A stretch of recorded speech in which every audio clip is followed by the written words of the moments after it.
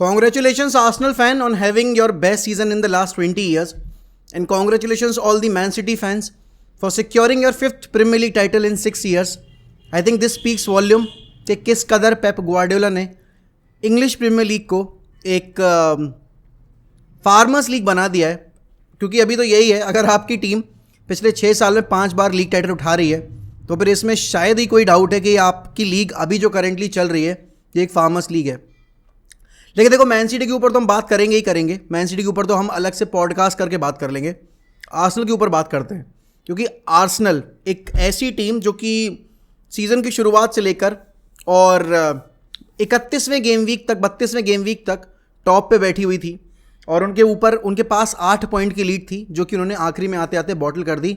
अगर man city अपना game in hand जीतती है तो अब मैन सिटी और आर्सेनल के बीच में जो फासला है वो 7 पॉइंट का हो जाएगा और मैन सिटी को सिर्फ एक विक्ट्री और चाहिए बचे हुए 3 गेम्स में. यहाँ पर वो अपना टाइटल सिक्योर कर सकते हैं. यहाँ पर आर्सेनल के फैंस बार बार आकर सोशल मीडिया पर हर जगह एक ही बात बोल रहे थे, we are going for the title, we are going for the title, we don't care about the Carabao Cup, we don't care about the FA Cup, we don't care about the Europa League, we are here to win the league. मेरा सवाल उन सारे fans से बस इतना सा, and this video is not about कि Arsenal ने कितना अच्छा किया है. ये वीडियो उन क्लब्स के लिए है जिन्होंने अच्छा किया लेकिन बाकी फैन बेसिस ने या फिर आप ये कहो कि प्रीमियर लीग ने और प्रीमियर लीग के जो पंडित्स हैं उन्होंने इतनी रिस्पेक्ट नहीं दी. और बात शुरू अगर मैं करूं यहाँ से, अब आप ये देखो कि पहले अपने क्लब से शुरू करता हूँ. यूनाइटेड ने 2 सीज़न सेकंड पोजीशन पे फिनिश किया, राइट. वहाँ पर उन्होंने FA कप का सेमीफाइनल खेला, उन्होंने कैराबाओ कप का सेमीफाइनल खेला, उन्होंने उसके साथ साथ यूरोपा लीग का सेमीफाइनल खेला. जब दूसरी बार ओले गुनार सोल्शायर के अंडर हमने सेकंड पोजीशन पे फिनिश किया, तब उस सीज़न हमने यूरोपा लीग का फाइनल खेला, हमने आपके FA कप का सेमीफाइनल खेला और कैराबाओ कप का सेमीफाइनल खेला, राइट. यहाँ पर लिवरपूल जो पिछली साल आपकी टाइटल चेस कर रही थी और वो आखिरी के 20 मिनट में जाकर टाइटल हारे, बल्कि 20 मिनट में भी नहीं, आखिरी के 10 मिनट में जाकर मैन सिटी से 1 पॉइंट से टाइटल हारे, राइट. उन्होंने FA कप का फाइनल खेला और जीता, उन्होंने कैराबाओ कप का फाइनल खेला और जीता, और उन्होंने चैंपियंस लीग का फाइनल खेला, जो कि वो एक ऐसी टीम से हारे जो कि किंग्स ऑफ यूरोप है. वहीं दूसरी तरफ आर्सेनल ने अपने आप को इतना प्रोटेक्ट करके रखा, आर्सेनल फैंस ने अपने आप को इतना प्रोटेक्ट करके रखा कि भाई देखो ऐसा है, हमें कैराबाओ कप से फ़र्क नहीं पड़ता, we are eyeing for the bigger prize. हमें FA कप से फ़र्क नहीं पड़ता, we are eyeing for the bigger prize. हमें यूरोपा लीग से फ़र्क नहीं पड़ता, we are eyeing for the bigger prize. And now that bigger prize is out of your sight. तो बस बात इतनी सी है कि जो इतना ज़्यादा हाइप किया गया आर्सेनल को और इतनी ज़्यादा जो डिसरिस्पेक्ट की गई थी जब यूनाइटेड ने कैराबाओ कप जीता था, जब लास्ट ईयर लिवरपूल ने एक क्वाड्रुपल चेस किया था और वो उन 2 टीम से हारे थे 2 ट्रॉफीज़ जो कि एक अनएक्सपेक्टेड रन पे चली गई. वैसे मैन सिटी के साथ तो एक्सपेक्टेड था, लेकिन जो कमबैक करके रियल मैड्रिड ने ट्रॉफी उठाई थी एंड वो सारी चीज़ें हुई थी, किसी ने मतलब एक्सपेक्ट नहीं किया था यार कि इतने कमबैक पे कमबैक करके मैड्रिड जीत जाएगी. But having said that, Arsenal की सिर्फ मैं खिंचाई करने नहीं आया, बट ये एक रियलिटी चेक है उन सारे लोगों के लिए कि जो आपके साथ अभी अच्छा हो रहा है इसका मतलब ये नहीं है कि आगे फ्यूचर में चल के वो चीज़ कंटिन्यू होगी. एंड यही चीज़ यूनाइटेड के साथ भी हुई थी. उन्होंने सेकंड फिनिश किया था मोरिनियो के साथ, फिर अगले सीज़न आकर वो बहुत स्ट्रगल किए थे, वो टॉप 4 के बाहर फिनिश किए थे. उसके बाद आपने सोल्शायर के साथ सेकंड फिनिश किया, आप 12 पॉइंट पीछे फिनिश किए थे मैन सिटी से. यहाँ पर ऑलरेडी 7 पॉइंट का गैप है. क्या पता आने वाले गेम में एक आध मैच में और अगर आर्सेनल पॉइंट्स ड्रॉप करती है. एंड कल रात में Brighton outplayed them, and don't forget it was Liverpool's game जिसने उनका डाउनफॉल स्टार्ट किया था. 2-0 की लीड लेकर बॉटल किया, आपके पास 5 पॉइंट का लीड था लिवरपूल वाले मैच से मतलब जाते टाइम, और आपने वहाँ पर फंबल किया, फिर आपने वेस्ट हैम के अगेंस्ट फंबल किया, फिर आपने साउथहैम्पटन के अगेंस्ट फंबल किया. एक टीम जो कि टाइटल जीतती है वो business end of the season में आकर ऐसे क्रम्बल नहीं करती. और अगर कोई मुझे आकर ये बोलेगा कि भाई आर्सेनल की ये टीम ना बहुत यंग है और इनके पास वो एक्सपीरियंस प्लेयर नहीं है, आपके पास जिनचेंको है जो कि पिछले 5 साल में 4 लीग टाइटल जीत के आ रहा था, आपके पास हीजूस है जिसका सेम रिकॉर्ड था, आपके पास थॉमस पार्टे है जिसको आप इतना हाइप करते हो, आपके पास जाका है जिसको आप इतना ज़्यादा एडमायर करते हो और आपका एक लीडर है, राइट. आपके पास अगर मैं गोल डिपार्टमेंट में देखूं, आपने 30 मिलियन खर्च करके रैमजेल खरीदा. तो यहाँ पर ऐसा नहीं था कि आपके पास प्लेयर्स नहीं थे. अगर आप ये एक्सक्यूज लेकर आओगे कि यार we have a very young squad, नहीं भाई, you fucked it up. Alright, अगर हमने फकअप किया जब हम 7-0 हारे लिवरपूल से, हमने फकअप किया, हमें बहुत ट्रोल किया गया। जब लिवरपूल हारी आपकी अभी इतने सारे मैचेस, तब उनको बहुत ट्रोल किया गया। जब मैन सिटी हार रही थी जनवरी के टाइम पे, पॉइंट्स ड्रॉप कर रहे थे, तब उनको ट्रोल किया गया। I am not here to sympathize और गिव अस मतलब एक वो वाली चीज़ कि भाई मैं बहुत ना बुरा फील कर रहा हूँ आर्सेनल फैंस के लिए, नहीं कर रहा मैं, क्योंकि आर्सेनल फैंस ने कोई मौका नहीं छोड़ा जहां पर जब वो टॉप ऑफ द टेबल बैठे हुए थे वो दूसरों को सीख दे रहे थे कि look, learn from us, then learn from this, learn from that. आपका जब क्रंच टाइम आ रहा था स्टेप अप करने का, तब आपका एक भी प्लेयर स्टेप अप नहीं किया, राइट? चाहे वो आपका यंग प्लेयर हो, चाहे वो आपका एक्सपीरियंस प्लेयर हो। एंड सेम चीज कल रात में हुई है ब्राइटन ने। You guys were been bamboozled, you butchered. और जो हमारे साथ हुआ, हमने तो पेनल्टी कंसीड करके मैच हारा था। Brighton did a league double over us, I am happily taking that L, huge L. लेकिन एक ऐसे सीजन में जहां मैनचेस्टर यूनाइटेड 7-0 हारी, 6-3 हारी और इतने बड़े बड़े स्कोर लाइन में मैचेस हारी है, कैसे हो सकता है एक टीम जो टाइटल कंटेंशन में बैठी हो वो ज़्यादा गोल कंसीड कर रही हो? और देखो, हमने 7 गोल कंसीड किए लेकिन हमने हारे 3 ही पॉइंट, राइट? और आपने इतने मैचेस में जो पॉइंट्स ड्रॉप कर दिए। This league season is a perfect example that no matter how good you are, all you need to have is that mentality, that winning mentality, जो कि आर्सेनल में नहीं थी। Arsenal might do wonders with this team. I am hoping कि Arsenal league के लिए अगली साल आके वापस से compete करे, आपको आर्टेटा दिखे वापस से उस जोन में जहां पर वो एक टीम को एक रूथलेस मोड में लेकर जाए। बट हैविंग सेड दैट, यहाँ पर आर्सेनल और आर्सेनल के फैंस ने जिस तरीके से अपनी टीम को हाइप करने के लिए बाकी टीम्स को डिसरिस्पेक्ट किया, this was a reality check for them. मुझे अभी भी याद है ट्विटर पर मेरे न्यूज़ फीड्स मतलब ट्रोल से भरे हुए थे जब हम 7-0 हारे थे और वो सारी चीज़ें हुई थी। आई थिंक अब देखो, अगर आप देखोगे, is Arsenal having a successful season? बिना ट्रॉफी के जा रहे हो आपने सेकंड फिनिश किया, you will be playing Champions League, probably we will be playing Champions League. अगर हम नहीं खेलते तो आपकी लिवरपूल खेलेगी Champions League. They ended the season without a trophy. Second means nothing, it doesn't matter आप 1 point से पीछे फिनिश कर रहे हो, आप 12 पॉइंट से पीछे फिनिश कर रहे हो। अगर लिवरपूल के लिए बात कही जा सकती है कि Liverpool if they ended up without a trophy, without the Premier League title, no matter how many times they finish in the second position, वो 1 पॉइंट से हारे, वो 5 पॉइंट से हारे, फर्क नहीं पड़ता। A second position means nothing, you have got nothing to show for at the end of the season, and this is the brutal truth that Arsenal fans won't be able to digest. This is a channel where I don't have to sugarcoat, I don't have to मुझे please नहीं करना है किसी को. This is my honest opinion because I've read a lot about this team, how good they are and how this team can do wonders and this and that. They couldn't even put any sort of pressure on Man City when it mattered the most, and that's the reality of it.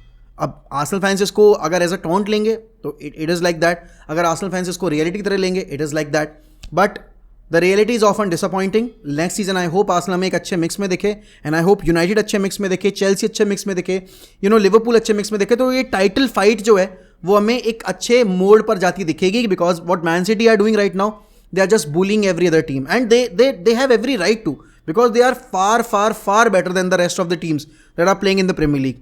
Also United पे आते हैं.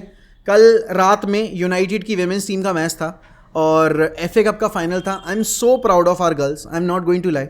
मैं regular basis पे women's team के matches नहीं देखता, but कल रात में जो मैंने देखा है भाई, आई am so proud of them. 4 साल पहले ये टीम बनी है. Chelsea is the best team in the league. वो पिछले 3 साल से लगातार FA कप जीत रहे हैं, कल रात का मिला के.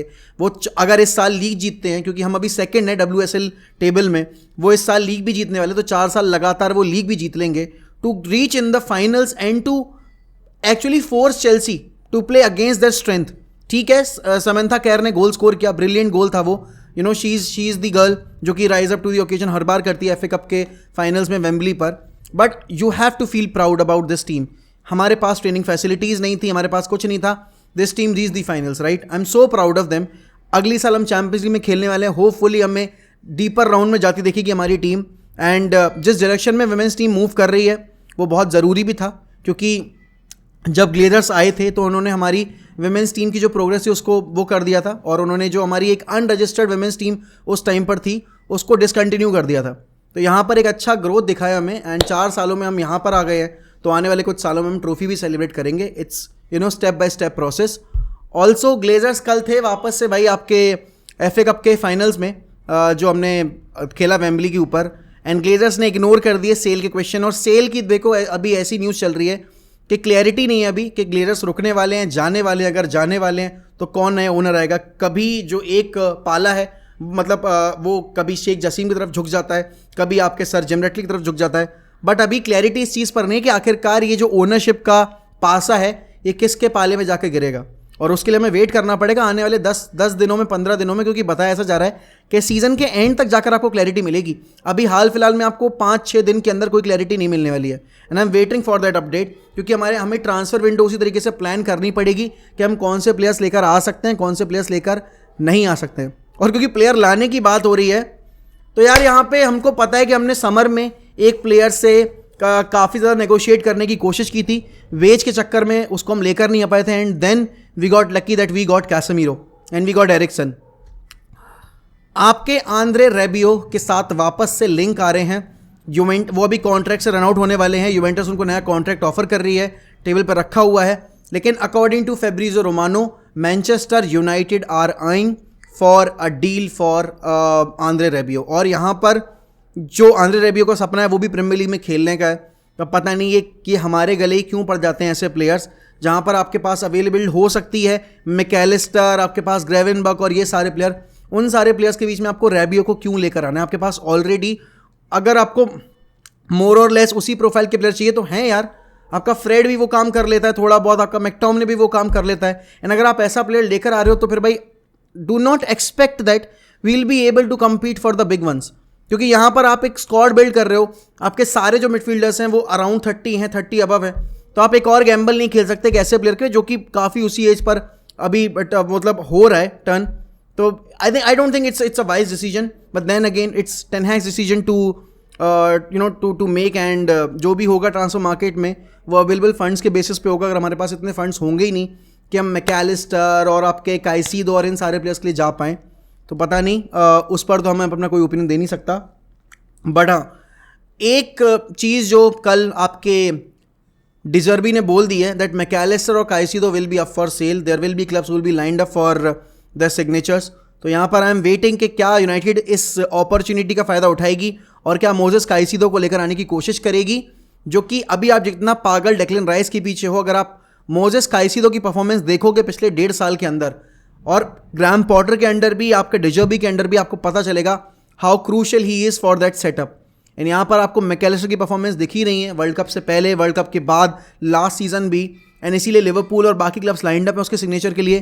तो मेरे ख्याल में यूनाइटेड को डेफिनेटली जाना चाहिए उस प्लेयर के पीछे, एंड कहीं ना कहीं नेगोशिएट करने की कोशिश तो करनी ही चाहिए। अगर आप नहीं भी ला पाओगे तो कम से कम रेस में उतरो, कम से कम अपनी एम्बिशन दिखाओ कि yes we want to have best players in the team, और हमें कॉम्पिटिटिव लीग बनानी है तो हमें अच्छे प्लेयर्स चाहिए होंगे।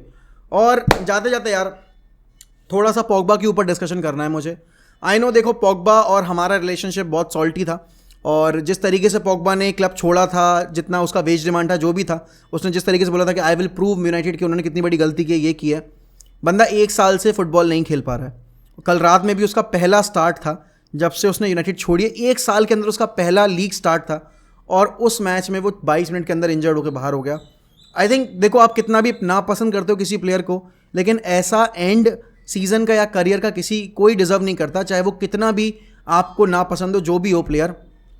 Paul Pogba is a world class player, right, लेकिन बात बस वहीं आके रुक जाती है कि बंदा इतना गॉड गिफ्टेड था, लेकिन उसने मेहनत नहीं की, एंड फिर वो अनलकी रहा काफ़ी इंजरीज़ के चलते, एंड अल्टीमेटली उसका शायद करियर यहाँ से रिवाइव हो पाए, ऐसा बहुत कम चांस है।